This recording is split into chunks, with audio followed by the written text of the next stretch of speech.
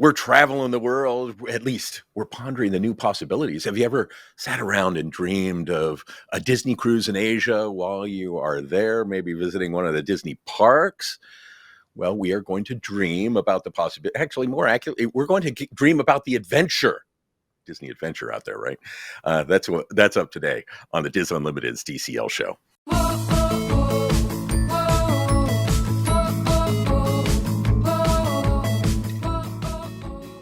Hello and welcome to Dis Unlimited's DCL Show. I'm Chris Forbeck. I'm one of the agents at Dreams Unlimited Travel. Thanks so much for joining us. We're thrilled that you're here. Disney is going to have one of its first cruise ships in Asia, the Disney Adventure. We all know that. Today, we're going to look at the possibility of doing a land-sea trip in Asia. We talk about them a lot here in the U.S. You know, you do Disney World and a cruise, right? Awesome. Well, that may be a possibility in Asia. We're going to talk about it with our rock star producer, Jimmy Valdez. We always call him our rock star producer, and then we never get to talk to him. But today we're going to talk to him. He recently got to travel to not one, but two of the Asia theme parks. And we're going to hear about those parks and kind of how his trip went. And yeah, this is kind of an opportunity for me to, I was watching from afar. I get to talk to him about it. So that's so cool. First, let me do the official introductions. Here with me, as always, Dreams Unlimited travel agent, Elaine Edwards. Hello, Elaine. Hi, friends. And of course, the star of our show today, our producer, Jimmy Valdez, the aforementioned Jimmy Valdez. Hello, Jimmy. Hello, everyone. How are you? And we are going to get to Jimmy in just a moment. Before we do that, let me say that this show, along with everything we do at the Dis Unlimited, DCL Fan, UO Fan, it's all brought to you by Dreams Unlimited Travel. We're experts at helping you plan your magical Disney cruise, a visit to a magical Disney theme park, your Universal adventure. Oh, Epic Universe, so cool. Even another cruise line. There's no additional cost to book with Dreams Unlimited Travel, none. But we're going to give you insights about your Disney cruise ship, your Disney destinations, your Disney trip, a trip to Universal. We're going to tell you all about it. This is what we do. And by booking your cruise with Dreams Unlimited Travel, you get a shipboard credit of up to $1,000, depending on the price of your cruise. And I always hear people scoff and say, oh, nothing's for free. This is one of these cases where you're getting things for free. You're getting free money on board to spend. It's kind of cool. Costs you not a dime. And it's funny, I was checking out the Facebook comments over the weekend, and somebody said, hey, can we get that for other cruise lines as well? Yep, you sure can. How cool is that? Best way to get started, dreamsunlimitedtravel.com. And one other note that I always put in here by way of transparency, Elaine and I are Dreams Unlimited travel agents. Yes, this is our job. It's how we put food on the table. But I got an email from somebody saying, hey, how can you be objective when this is what you do? And it was a very nice comment, but I always appreciate those kinds of conversations. Here's what I can tell you. We don't pretend to be, quote unquote, objective. Both Elaine and I do this because guess what? We love Disney. We love Disney Cruise Line. It's what we do, as I say. But we want you to have the best time possible. Our job, both here on this podcast and as agents, is to give you information so you can make the best decision for you and your family. That's what we do. And as Disney fans know, sometimes Disney fans are very critical. And we do this because we care about Disney so much, right? It's very personal to us. So we hope you book your trip with Dreams Unlimited Travel. It allows us to do this podcast. But if you don't, we still hope you have just an amazing trip. Elaine, I just had one tidbit of news that I wanted to touch on, and I forgot to tell you about this before, but I was on the Meyer Wharf. I'm fascinated as to when we're going to get the sail out for. So we're recording this very, very late July. And at least as we're recording this, there has not been a sail out for the Disney Destiny. And I keep saying, okay, the Disney Destiny has to be coming up sometime soon. We should be able to actually see this ship outside of, being pictures being put together. We should be able to see it sometime soon. But they did on the Meyer Wharf website, I think it was their Facebook page somewhere. They have, I love traditions in among ships, but there's a tradition of the birth of the ship bell. And apparently for centuries, the ship bell has been like a symbol of maritime tradition. And we always hear it, right? Ding, ding, ding, ding. and it kind of marked time on board and significant moments of the ship. Well, they have a bell for the Disney Destiny. They posted the photo, and I'll share it with you so you can see it. But it is so cool. It says Disney Destiny on it. It has a bunch of mouse. It has Minnie Mouse, like the coin and what she's going to look like on the front of the ship, in that cool kind of super outfit. And they said in German, so I had to translate it. This milestone brings us one step closer to the ship's delivery and reminds us how much heart and soul went into every detail. And there are three small Mickey Mouse logos with the ship number that created from the casting remains of this creating this bell. So very cool. I'm really. Are you excited? I'm very excited about the Destiny. I'm going on December. I think it's December 3rd. Itinerary is the one I will be on. That will be my first intro. Are you excited about this ship? Oh yeah, I thought you were going to say, "Are you excited about this bell?" Yeah, the bell. They should sell the bell. They could make lots of money. My goodness. How big is this bell? I mean, are we talking? It's like a giant thing, or is it like a little? Yeah, they don't. They don't have so it's not. It's just sitting there with the shipyard in the background, so you don't really get a context of size. Yeah. But it's pretty cool. I mean, it looks. I mean, it's well casted and everything. I mean, it's like spending time on something like that I was really impressed. So, yeah. Well, sure, I'm excited about the bell, but yes, I'm excited about the Destiny as well, and I have kind of talked about this when we first had bookings for this cruise come out, that I was honestly surprised about how excited, like more excited my clients were about the Destiny than about the Wish or the Treasure. And I think it's because of the theming and all of this heroes and villains and that kind of thing, that there are a lot of people that are excited about this theme specifically, and a lot of people that were booking during the release and that kind of thing. And it's really continues to be. And I think for a lot of people that maybe wanted to do the Treasure, but couldn't because, it is cost prohibitive because it's only doing 7-night sailings, that the Destiny is doing, shorter sailings. And because they're going out of Fort Lauderdale, it is a lot more reasonable to do a Destiny sailing, and it's been very popular. So I mean, I've got tons of people booking the ship, so a lot of people are excited about this one. And it's interesting. I don't know about you, but I've been getting a lot of questions. And in fact, we had somebody on the Facebook group, DCL fan Facebook group, who was asking about Fort Lauderdale. And I keep saying we're going to do this. We are actually going to start doing these looks at the different ports of call that Disney has. So we're, of course, going to start with Port Canaveral, where so many ships go out of. But then after I do that Destiny cruise in early December, we'll do one on Fort Lauderdale, because it's the nice thing about Fort Lauderdale is it's so accessible. It's 15 minutes from the airport to the port. It's nice and easy.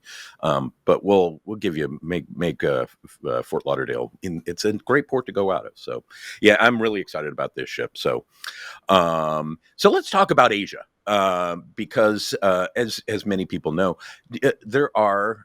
In fact, Elaine, I'll do a little quiz. Do you know how many parks there are in Asia alone? They're now parks, or individual parks. So I would count Walt Disney World as four theme parks. Okay, isn't it 5?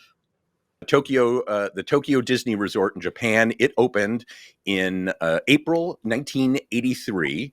There are 2 parks there: Tokyo Disneyland and Tokyo Disney Sea. Get rave reviews. And I would, as I said, I would have been caught in the fact I thought Tokyo Disneyland opened 9 years before the Disneyland Resort in Paris, which I would have gotten that wrong. The next one is Disneyland Hong Kong, which opened in September 2025. And then the most recent Disney theme park is Shanghai Disney Resort, which opened in June 16th, 2016. And of course, coming up in December, the Disney Adventure will be the first cruise ship that will be stationed in Asia. It will have its home port in Singapore. As I mentioned, it launches in mid-December 2025, so coming up. and it will be based in Singapore for at least 5 years. They have a 5-year contract.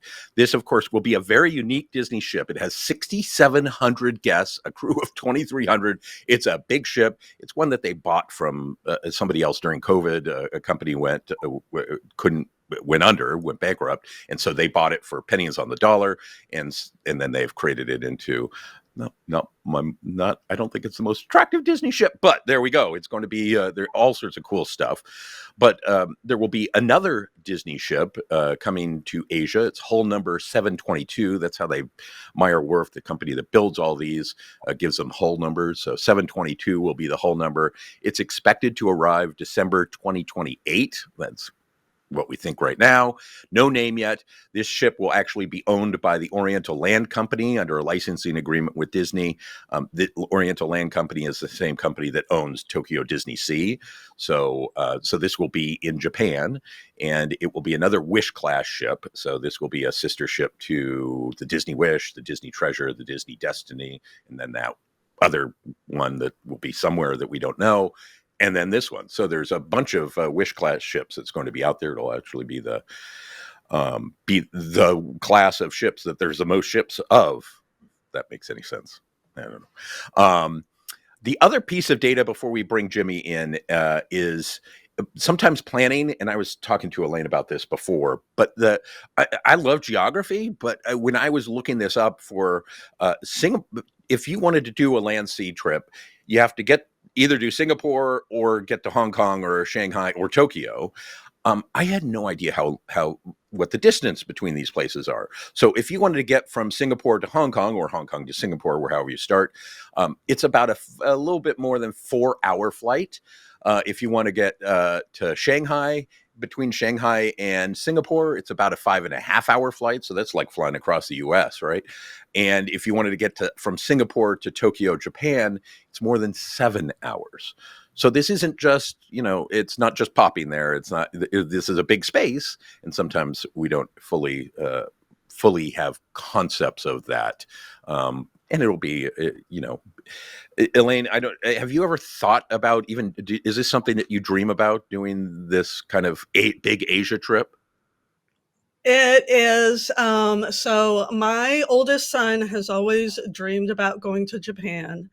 And so I did promise him at some point that at some point, I did not put a timeline on that, but I said, I will take you to Japan at some point.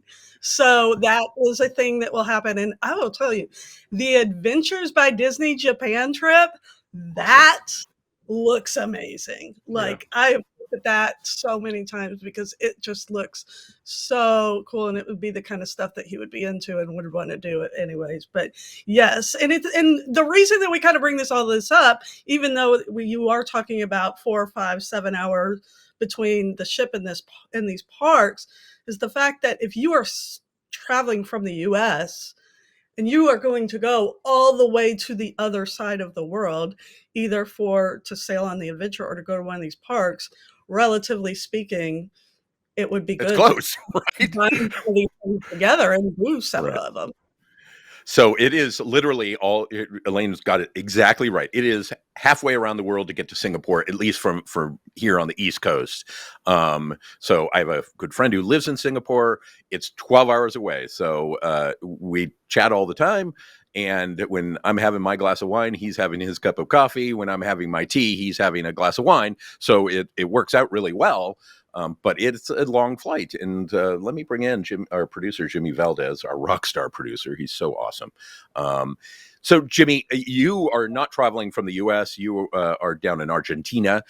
How long was your flight? So I had to take 2 flights to get there. Yeah. It was between the 2 flights and the time between them, it was around 34 hours. Oh my God. Yeah, 34 hours to Shanghai. It was going to be 36 hours if I went to Hong Kong first. So I decided to start with Shanghai. And just to be clear, we were invited by Disney to go to an event to Hong Kong. It was a 2 nights, 3 day thing. So of course, having to fly for 36 hours, I was like, okay, so I'm gonna try to extend this trip a bit and maybe add one of the other parks that are near there. And And Shanghai I was yeah. and I should have brought that up in the when I by way of transparency, we were hosted for the Tokyo part. We paid for the Shanghai part, correct?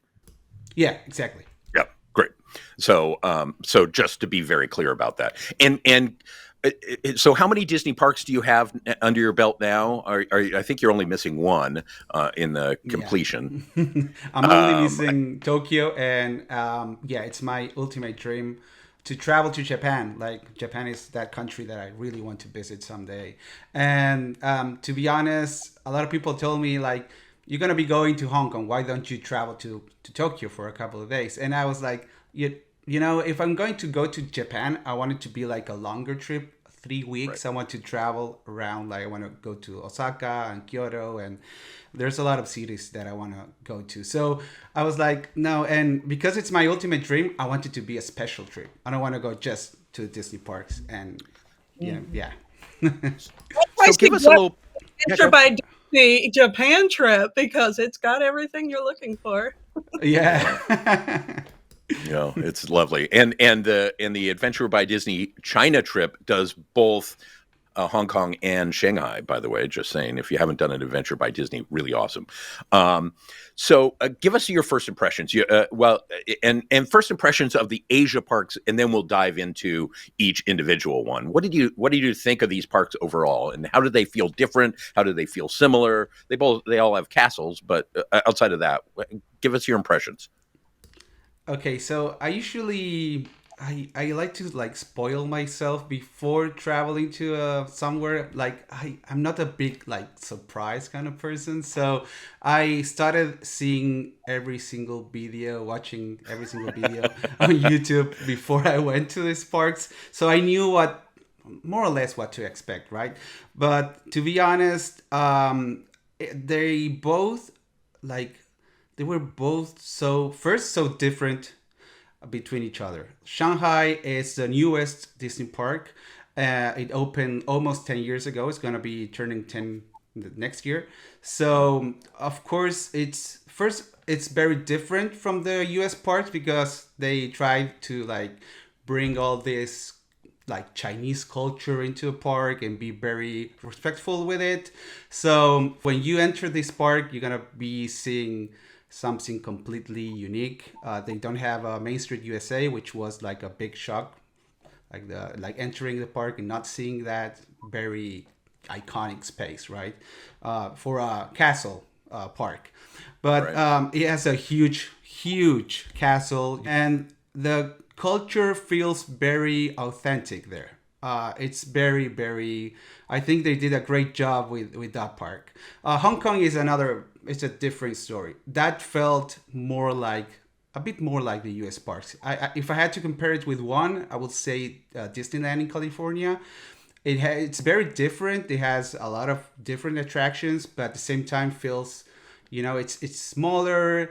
It used to have the Sleeping Beauty Castle. It's now Castle of Dreams, which is absolutely incredible. It's one of the. I have to tell you, when I entered the park for the first time, I was recording a blog in Spanish for the Sea Disney part, and I turned around because I didn't want to see the castle, and I turned around and I started crying. It was like. Yeah. It was special. It's a beautiful castle, but it has these like natural surroundings. It has mountains, so it's such a different park, and I can't express enough how, like, if you're a big Disney fan, this is a park you have to visit once in your lifetime if you have the chance to do it. Walk us through. So let's do a. You started in Shanghai, so let's start there. Walk us through. You mentioned no Main Street, and I've read that where there's it didn't kind of match the cultural nature of it. Did you? One of the things Elaine did so well when we were talking to Federico is, did you feel like an outsider because this was, I guess, mostly in Mandarin or it was a language that at least I don't speak. I imagine you don't speak Chinese, right? Yeah, no, like to be honest, I thought that was going to be the case. I thought I was going to feel a bit uncomfortable there, like not knowing the language. And um, in Hong Kong, I felt like I could speak with cast members more fluidly in English. Yeah. They do speak English, but in Shanghai, it was a different story. I had to use my app to communicate with most of the cast members. But they do have like signs in English, and I think that it's crazy, but Disney is something so universal that Yeah. I felt at home like the whole time. Seeing the shows in Mandarin, I could understand what's going on because of the movements, and the songs were in English for some of the shows. So and when some, like for example, I went to see a show like Mickey and something book, I don't remember the name now, but the only songs in Chinese were the one from Mulan, and That's which awesome. makes Right. total Makes sense. sense, right? And it was great seeing Mulan sing in her own like language, right? And I think the other one was Try Everything from Zootopia, because Zootopia is so big in Asia. So, but the rest were in English, so you could understand what was going on. And for the attractions, I wouldn't say it was a problem not understanding, because, for example, Pirates, which was my favorite attraction there in Shanghai, it's so impressive, like what you're seeing, that you don't care what they're saying, to be honest. You're like, we just Right. wow, wow, wow. So I would like to know what they're saying, but at the same time, it's, yeah. Describe, because Pirates is one of the rides that I love it. I've seen videos of it, and it looks just mind blowing, right? Yeah. And but it is so different from Disney World and Disneyland. It's very similar. How is this different? What makes it so different? Well, first, it's based on the movies. As many know, the first ones are not. It's like they inspired the movies, and this one is built after the movies were released. So that's the main thing. So you're gonna be seeing a lot of the movie characters, like of course Jack Sparrow, and they blend a lot of new technologies. They have these huge screens that make you feel like you're going on the water and then up again. You're gonna be seeing huge ships, crazy animatronics, special effects. So yeah, it feels like a lot more modern, but at the same time, I wouldn't say it's the best Pirates. I would say it's completely different.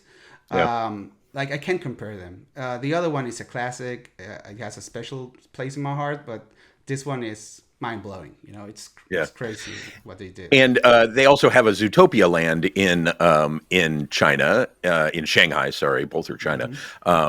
How's that? I loved it. I have to say that it's one of those lands that transforms during the night. So it's a different experience to go during the day and during the night.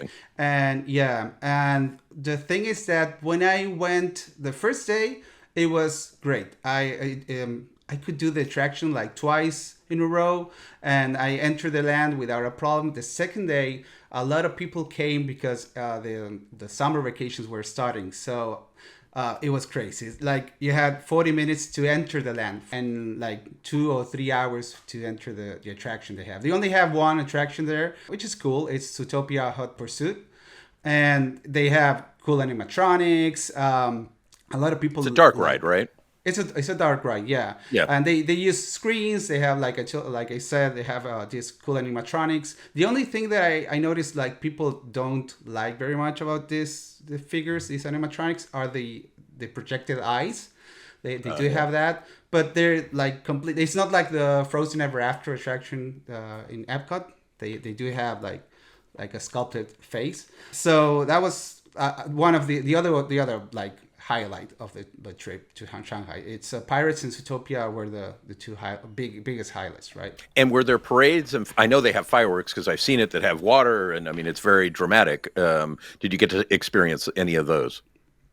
Yeah, I got to see because it was summertime. They started doing like a pre-parade with Duffy and Friends, which, well, Duffy and Friends are huge over there, even more than Mickey and Minnie, right? Mickey and Friends. So they had this. We have a few of our agents who are huge Duffy fans, and they're like, because Duffy's now in the 70th anniversary little cavalcade that they do at Disneyland, and so there's a lot of hope that Duffy's going to make more of a appearance in the U.S., but huge in Asia, huge. Yeah, I have to say I fell in love with them during this trip because I knew all of these characters. I even went to Alani once, so I bought a couple of plushies. I do have them, but after this trip, I fell in love with them. So I want to see more of them. I want to see them in the U.S. park someday. So after that pre-parade, I saw the main parade. It's been going since the beginning of the opening of the park. So I suppose it's gonna be changing next year. But it's a great parade. I was shocked by the super huge Mulan float they have. It's they do love their princess, which is great, right?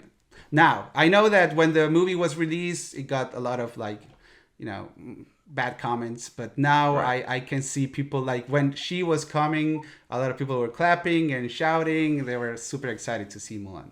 So that one's really nice. And the closing, like the fireworks show, I would say after seeing Momentous in Hong Kong, that one it's cool, but it's not like Happily Ever After or Wondrous Journeys or Momentous, but it's a nice show.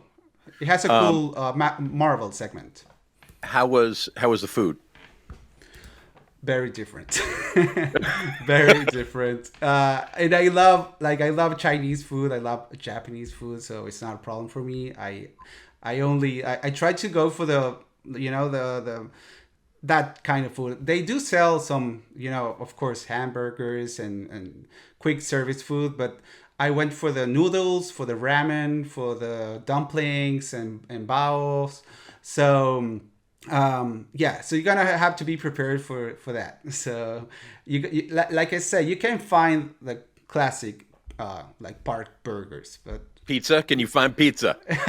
Yeah, they do have pizza. They had like a Winnie the Pooh shaped pizza, which was super cute. I didn't have that one. I bought like a noodle bowl that the egg had the Winnie the Pooh face on the yolk. The yolk of the egg. Yeah, exactly. Yeah. Yeah, awesome. And I believe they have one hotel or two hotels there, right? They have in Shanghai. It's the Toy Story. The Toy Story Hotel and the classic Disneyland Hotel. Okay. Yeah. And where did you stay, and how did it feel being in those spaces? Okay, so I say that the Toy Story Hotel, it's the cheapest one, of course, between the two. But if you're a Toy Story fan, if you're a Pixar fan, you're gonna love this space. It's it's like art of animation, like All-Star, where you have these huge statues. They have the Buzz Lightyear we see at Hollywood Studios, the big one. Right. They have they have a different Woody one that I really liked. He's on. I know the name in Spanish. Bullseye. He's on the Bullseye horse. Yep. Yeah. So, but it's a nice hotel. It's quite it's close to the parks. You're gonna have to take a bus that's gonna take around 5 minutes to get there. So, but if you wanna be there for that first hour, you're gonna get, because when you stay at the Disney hotel, you're gonna be getting an extra hour before the park opens. Awesome. You're gonna want to take the first bus, because the thing is that the first day I took it was the third or fourth bus, and I got to the entrance, and it took me around 20-25 minutes to go through security. So I ended up having half an hour before the park opened. Oh wow. So yeah, if you wanna, The yeah. Toy Story Hotel to me, has that very much. When I was looking at it online, Hmm. has very much the feel kind of Toy Story Land. Like everything's big and Yeah. set up, and so it has that similar feel to the Toy Story Land in Disney's Hollywood Studios. Did I get that right? Yeah, yeah, and it has a it has a lot of theming around the whole hotel. Of course, the lobby. You're gonna be hearing the characters talking when you go to the elevators to get to the rooms. The rooms are very well themed. The one I say that because they have different kind of rooms. They have Woody section if you like the character. They have a Buzz Lightyear section, and they have a standard regular section where I say that has the beautiful like the cloud wallpaper we see in Yeah. the movies at like inside Andy's room. So the theming in general was really really cool. I really I know a lot of people that like don't like the All Star or the Pop Center because it may be too much. Like they wanna go back from the parks to the Take a hotel Disney and break, right? yeah, take a Disney break. But Yeah. I'm one of those guys that love to stay in like the Disney bubble and the value resorts. And I'm sure you saw it, but the Shanghai Disneyland Hotel had it kind of sits across. I don't know whether it's a lake or a river or whatever, a body of water, Yeah. and so it has almost to me it looked kind of like the Disney's Riviera Resort down in Florida, but sits right. If you put Disney's Riviera Resort where Polynesian is right across from the Magic Kingdom. That was kind of the feel to me. You can look right out. You can see the castle from across the water at the hotel. It's gorgeous, right? And I Yeah. think it's the more expensive of the two hotels. Yeah, yeah. I didn't have a chance to visit that one because I stay at the park the whole day, but Right. but yeah, it's I did go to see the huge Donald Duck the Donald Duck like ducky they have Oh the wow. one yeah, it's that one's super cool to go and take a picture with it. If I'm a Mickey Mouse fan, and I always say that I'm sorry Donald, you're not number one, but yeah. And the give folks a sense as to you spent how many days at Shanghai Disney? How many days did you have in parks? At Shanghai, it was I stayed there for 4 nights, but the first night, of course, I got there Got late, in. so I couldn't Right. go to the park. But I went to the park 2 days, and one day I wanted to just like see a bit of the city and take some pictures of it. But yeah, it was two So whole did it feel days. like a 1 day park, a 2 day? How, in order to feel like to be able to walk away and say I've done Shanghai Disney, how many days does somebody need? I would say if you like first try to travel during the low season, right? Yeah. So you're gonna have this issue I had with the second day, like getting all these people for summer vacation. But I will say two as a minimum, and the ideal for me will be three. Like if I Okay. could, yeah. It's like I said, it's such a huge park. There's so much to do, and you of course you can pay for the like I think it's Premier Access they have there too. Yep. Exactly. You can pay for that, but it's super expensive. Like they have packages for example, 11 attractions. You have to pay over $200 for that. So Well, like you can do the attractions in 1 or 2 days, but I would say if you want to experience all that they have, everything that they have, try to do between like 2 or 3 days. Yeah. awesome. Anything else we should ask you about Shanghai before I shift over to Hong Kong? No, just I like I have a very said. important Oh question. yeah. Did you have to use the squat toilets? No, no, no, I didn't. No, no. I use regular toilets. Yeah, yeah, but like I didn't I know am, that. Do they have like squat? Yeah, I didn't see that. I'm in the Yeah, background Googling squat toilets Disney yeah. Shanghai. Oh my goodness, I'm not sure we'll put a photo of that. No, Um, just be ready. Like for the language barrier in Shanghai, you're gonna be like using translators to communicate with people. And another thing that you're gonna be using an app that it's called Alipay. You're gonna have to download that before your trip because they don't usually take like debit cards or credit cards. Disney parks do, but outside the Disney parks, if you want to take for example, Didi, they don't have Uber over there. They have Didi, this other app. It's DIDI. But it comes included with this other app I told you about, Alipay.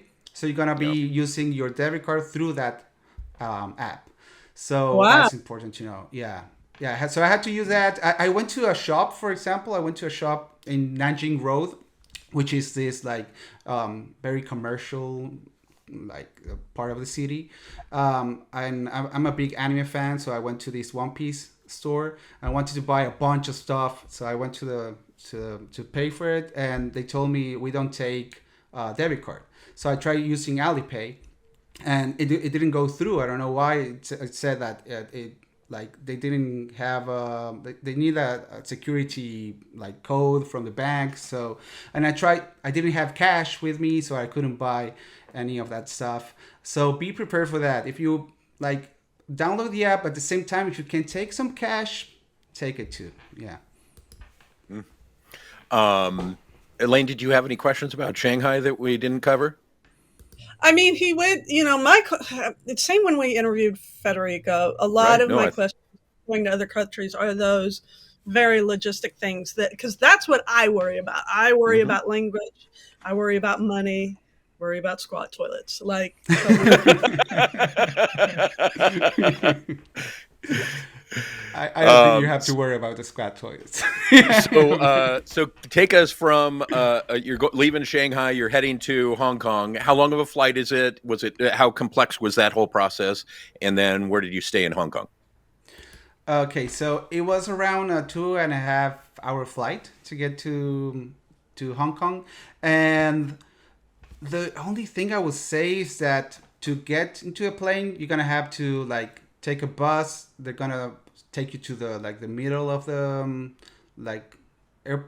What do you call it? The Airport. airport. Yeah, Yeah, but not the like like the the gate outside. to get to the No, not the gate. gate. No, just to go to the like up the airplane, you're gonna have to go up some stairs with your Oh, okay, luggage.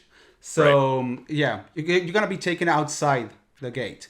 So It's not like a terminal where you just walk straight out and it's no, covered and everything. It's you have to. exactly. It's the kind you have to walk up the stairs. So Yeah, exactly. So that's something to keep in mind if you have any issues with that. So I know you can get help with your luggage in case you right. can't carry it upstairs.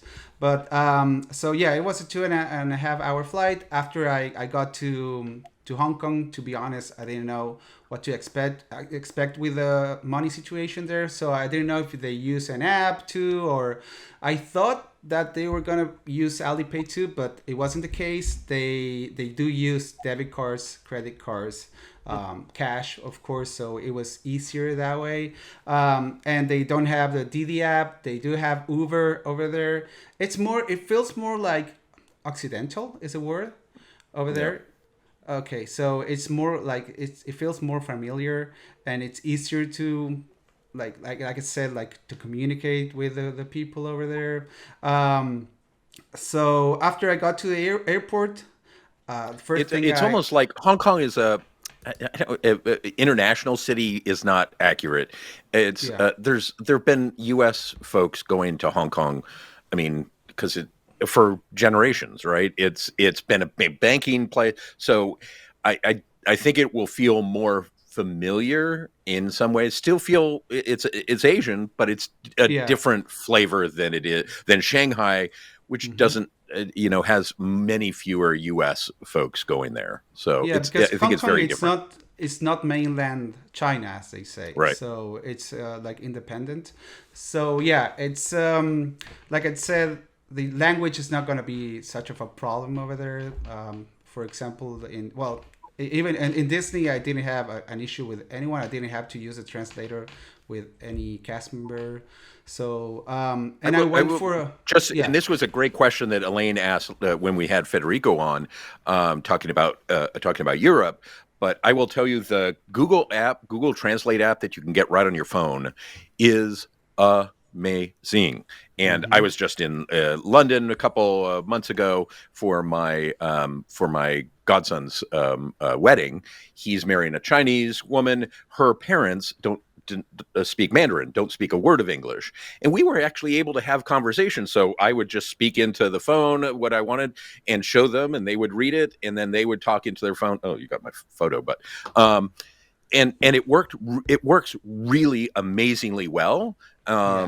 And I was just, as we were having this conversation with, I don't speak any Mandarin. They don't speak a word of English. In fact, we were the first U.S. people that these people had met. It was we could actually have a conversation, and I mean, 10 years ago you couldn't do that, right? It's a whole new world, and it makes it much easier Hmm. and frankly a lot less scary, because I think a lot of people do get scared of that language stuff. So Yeah. Yeah. Of course, it's good to like learn some words. yeah, Like for example, ni hao is hello, or right. xi xie, it's thank you. So it's like Fede said during the last show, well, the Greek island show we Yep. did a couple of weeks ago. It's good to know some words, like, and they do appreciate when you try to speak their language too. So, And but at the same time, one of the it's awesome very things that different. Elaine said is people will respect you so much if you just make an effort. Yeah. They they're excited to meet you. You're excited to meet them. Just make an effort and appreciate their culture and appreciate that Hmm. you're not in the U.S. anymore, and it's their country. We're visitors. So if you do that, Exactly. you're gonna, yeah. Yeah. Exactly. Like, Um, that's my thing, is that I'm a guest in their country. So I want to Hmm. be 100% like respectful towards them, and what can I do for you rather than what can you do Yeah. for me. So Yeah. so walk us through. There are, I think, two or three hotels in Hong Kong. I think there's Three. three Yeah. hotels. The Disney's Hollywood Hotel, Hmm. Disney's Explorers Lounge, which had kind of Lodge. Yeah. lodge, yeah, which had kind of a little bit of a combination wilderness lodge and I don't know Alani yeah, and Alani Animal maybe, Kingdom yeah, good. Lodge. Yeah. And then the Hong Kong Disneyland Hotel. Where did you stay? How did you like it? What was it like? I stayed at three hotels. So Oh wow! Look, you covered them yeah, all. yeah. I was going to stay. I was just going to stay at two of them, but at last minute, Disney told us that I was going to stay at the Explorers Lodge. So yeah, that was last minute. But I had a reservation for the Hollywood. I stayed there for the first night. It has been like completely renovated. It's beautiful. It's the cheapest one, but it doesn't feel cheap at all. And it's not that cheap, right? A night can be like around 200, 200 and something. But but yeah, I stay there. They at the it was a Marvel theme room, very very nice, very well done. Wow. It has a Marvel like a bar lounge, which has a lot of props from the movies, like replicas, but very very cool too. Cool. After that, I went the second and third night. I stayed at the Explorers Lodge, which was my favorite one. It has some amazing views for like the mountains and the sea. I have to say, Hong Kong, it's so beautiful. That was the main thing, that when I got in the inside the cab and he started driving, I started noticing like all these mountains and rocks and the sea. It's very different. It's because Disney is in like an island. I don't know what's the name of the island it is in, but so you're gonna be like kind of far from the city. It took me like 45 minutes, like a 45-minute drive to get to the city. I wanted to go there the first night. I got to the hotel. I wanted to explore a bit of the. There's a Bruce Lee statue, and my brother is a big Bruce Lee fan, so I had to go Oh, fun. see that. Yeah, but that one was my favorite without a doubt. And after the last night, I say that the Disneyland Hotel, which of course is like it's like a Grand Floridian or that kind of like hotel, very classy with its beautiful like bronze statues of the characters. And you have one of the highlights there was the Waltz Cafe. I went there to have breakfast. I'm a huge Walt Disney fan. I have a big Walt Disney statue collection. So I went there. I chatted with the cast members there. They took me because I was the only one there, so they took me to see every single thing they had, the photos of Walt and the statues they had there. They told me some stories, so it was a very nice moment. So that awesome. One, and they have a Tai Chi class with the character with Mickey, or you can get Goofy. They call them Master Mickey, Master Goofy, or Master Donald. So how fun is that? Super fun, yeah. Yeah, it's super. I really and I think it's important to remember when that Tokyo Disney, sorry, not Tokyo, Hong Kong Disney, is even before. I mean, it's 2005. This was like the first. They were, and it is basically, the park itself is basically a replica of Disneyland. They just took Disneyland and moved it to Hong Kong, and yeah, right. But it's so, but at the same time, it's very different. Like when it opened, it was one of those parks that was like a commercial failure. It didn't do well, and during the last 10 years, Disney has been like investing on that park and doing things like they changed the castle, they added the World of Frozen area, they added the Mystic Manor attraction, which was wow, right. That attraction is insane. But yeah, they have some different theme lands. They have Mystic Point, where Mystic Manor is. They have this other like bear theme area that's basically Frontierland, but they have like a different roller coaster that it's a mixture between Big Thunder and I would say like Expedition Everest. It has a backwards launch, which is, I think it's my favorite version of Big Thunder, if I had to pick one. It used to be the one in Paris, but now I think this one is my It's called one. Big Grizzly Mountain Runaway Mine Car. So it's like they got all the roller coasters. Yeah. They got a bunch of them in there. So yeah, but yeah, it's quite different. But at the same time, like I said, it feels very familiar. And they have this awesome version of Jungle Cruise. Don't skip that one. It's great. Wow. And I think even more Duffy than is in China, right? I mean, this is if you're a Duffy fan, this is like Duffy headquarters. This is where Duffy comes to stay, right? Yeah, and what is crazy is that I didn't do any of the meet and greets during with Duffy and friends during my Shanghai trip because they had over 200-minute wait. It was, I think it was 270 for Linavel, which is the fox. So no, I was like, I'm gonna wait until I go to Hong Kong because Hong Kong has this reputation of being the less crowded Disney park in the world, which is true. I have to say, I got there like 2 days before the 20th kicked off, 20th anniversary. That's why we were invited. And when I got there, it was nobody was there. I got to do World of Frozen Ever After. I got to do that 3 times in a row without any wait. And it's crazy when you compare it to Epcot, where you have 70-minute wait. And Hong Kong is the park where they were going to build, it was going to be just a Frozen Land, and they've expanded it to its Enchantment something or other. What do they call it? Which one? Sorry? Hong Kong's the one that they were going to build the Frozen Land, and then they expanded it to be it's not just... That's Tokyo. That's that's Tokyo. Fantasy Springs. Yeah. Fantasy Springs. Okay. Yeah, this one is World of Frozen. Yeah, and I have to tell you that I couldn't leave that land when I got went in. The Frozen Castle looks amazing. It is, and the architecture of the place is beautiful, but at the same time, like I said, they have the mountains behind, the natural mountains, which blend perfectly with the landscape Wow. of the land they created there. I know that Paris is gonna be having like a Right. roller frozen next year. I think it's opening, but they won't have this like natural surrounding that makes it look so beautiful, so special. And in the frozen land, they have a roller coaster that, to me, it feels very much like minecart in Magic Kingdom in Florida. It kind of swings back and forth, kind of thing. Is that do I have that sense right, or is it different?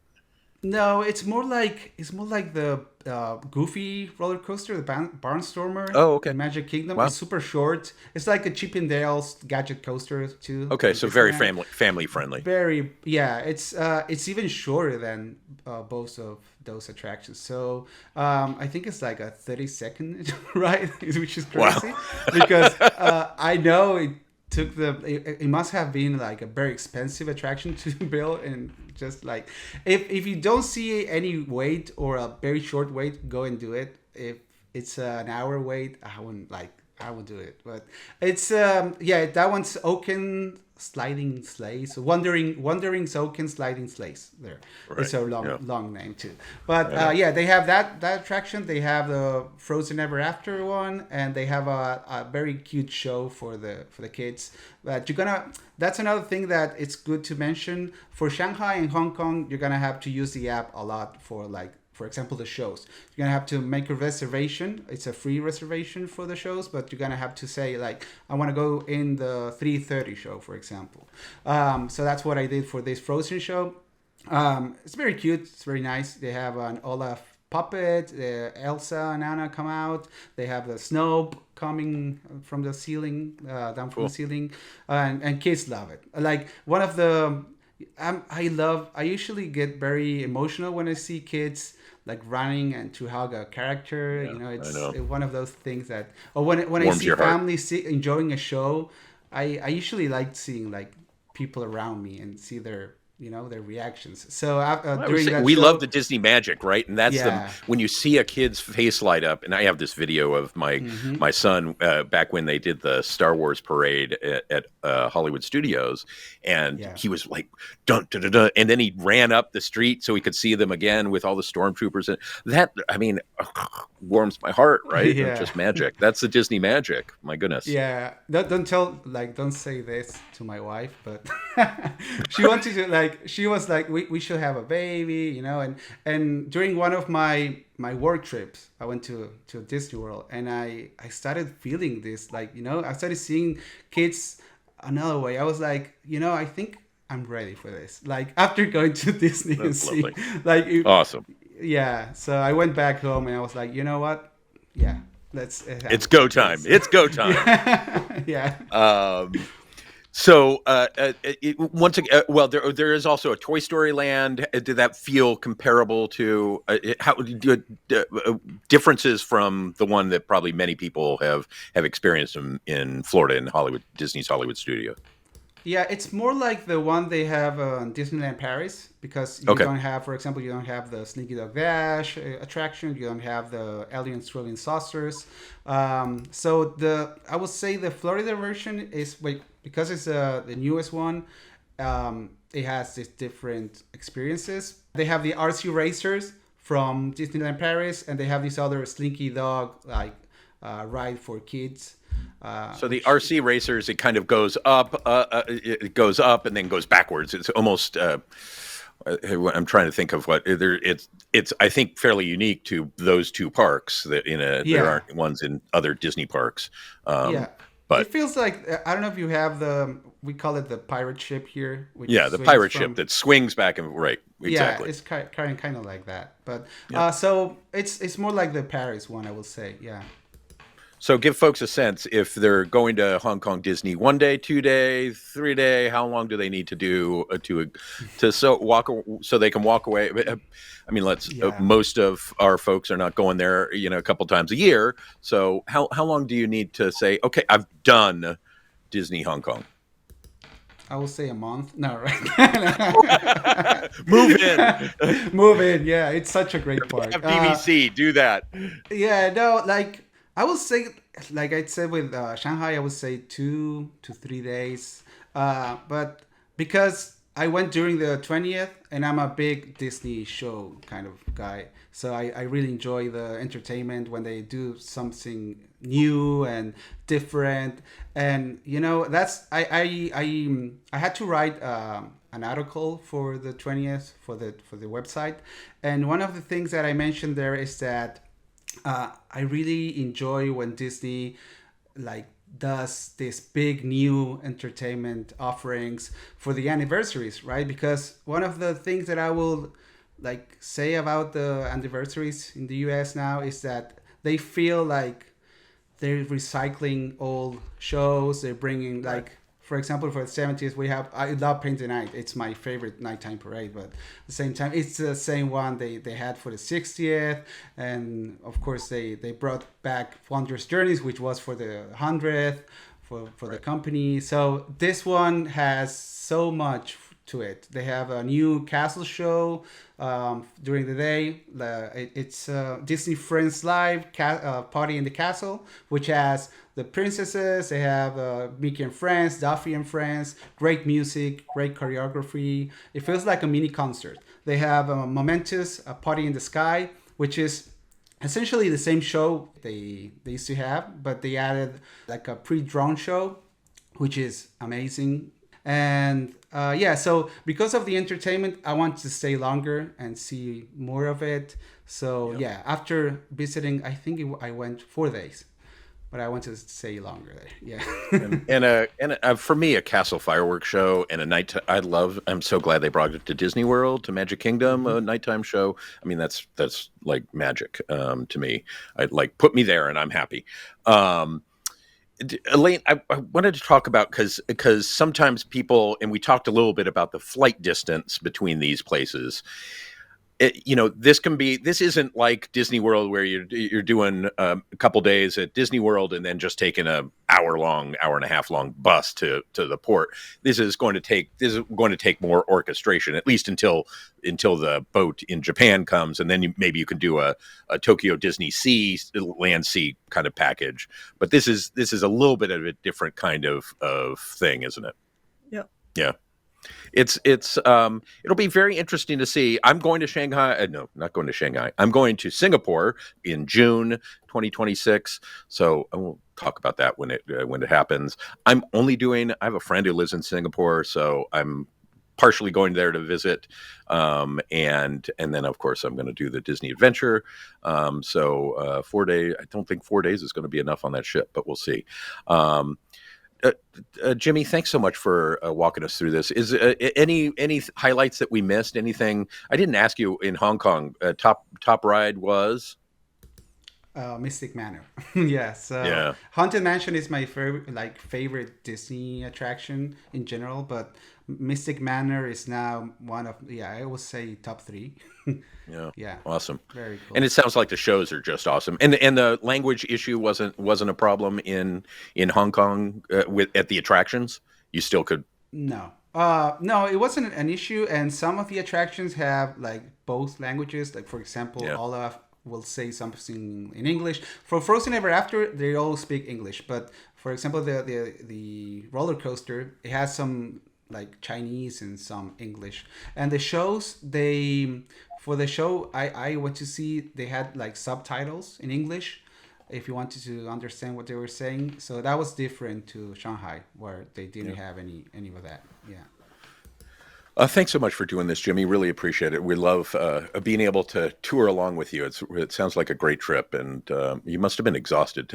Those time changes. I mean, I get Yeah. freaked out going halfway across the country, and so you're a rock star for doing it, and thank you for doing that. Um, so with that, we're going to bring this ship to shore. Thank you so much.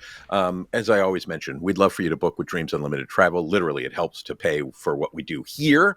And I'll tell you, I was a Dreams client before I was a Dreams agent, so I understand the value. It doesn't cost you anything, and we're going to give you, if you book a cruise, we're going to give you cruise credit. Best place to start, dreamsunlimitedtravel.com. You can select Disney Cruise, Disney World, Universal, whichever one fits, and that page will ask you if you go to Disney Cruise, you choose your itineraries, stuff. On the second page at the very top, there's a pull down menu. It has all the Dreams agents. It will tell you, you don't have to select one. You can just, you'll get one. They're all awesome. But if you want to select Elaine, you just select Elaine Edwards. Elaine, if somebody wants to reach you, how do they do that? My email is Elaine, Elaine, at dreamsunlimitedtravel.com. But like Chris said, if you are looking for a quote, the fastest way is just to go straight to the website and put in a request. Are you excited for an Asia trip now? Oh, yeah. I mean, I was excited already, but just, everybody that you hear that goes to these parks talk about how amazing they are and how they're different, but it's the same. And so it's always exciting. It's just who has time to do that? Yeah, exactly. I know that's what, it's because you have to do that. It takes more time. If you want to reach me, I'm Chris V at dreamsunlimitedtravel.com. Yes, there's a Chris, so I'm Chris V. I'm also on social media at Yensid Travel on many. Yensid is Disney spelled backwards, so it's and it's the Sorcerer and the Sorcerer's Apprentice. So Yensid Travel is just all together and find it. Blah blah blah. And we also and thanks for joining us. Sorry, I was going to say something else, but I'm not. We love having you here. Depending on where you're listening, watching, hearing this, please like, subscribe, leave us a review. It really does help. And we had a problem with getting things on Apple Podcasts. Jimmy himself got it all fixed, so now you can get us on Apple Podcasts. They're all up to date, so you can get it there as well. And if you have topics for us, you can leave those in the YouTube comments. Also, the DCL fan Facebook page, where there are a bunch of people talking about Disney Cruise Line. It's really cool. And of course, if you have thoughts or comments, you can send them to me, Chris V at dreamsunlimitedtravel.com. With that, safe travels. We'll see you real soon.